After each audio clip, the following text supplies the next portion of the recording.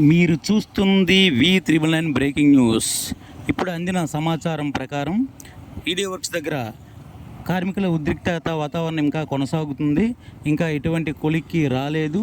కానీ పోలీసుల అధికారులు మనకి కార్మికులకు రిక్వెస్ట్ చేసేది ఏంటంటే, మహిళా ఉద్యోగుల్ని పంపిస్తాము కాబట్టి వాళ్ళకి అనుమతి ఇవ్వండి అంటూ కార్మికుల్ని పోలీసులు అడగడం జరిగింది.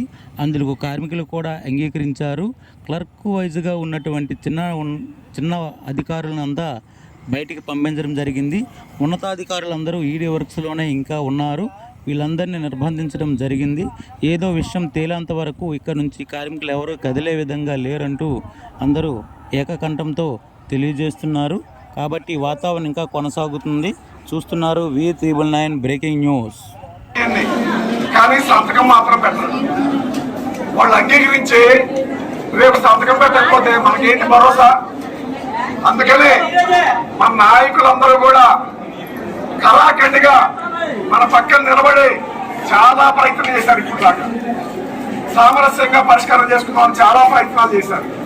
కానీ యాజమాన్యం ఒక మాట మీదకి వచ్చిన పరిస్థితి లేదు. సంతకం పెట్టమంటే ఈ సంతకం పెట్టకుండా మన సహనాన్ని చూస్తా ఉన్నారు. ఈ పోరాటం ఇంతటితో సాగదు. ఇది ఆరంభం మాత్రమే. ఖచ్చితంగా ఈ పోరాటం తీవ్రతరం చేసి తీరుతాం.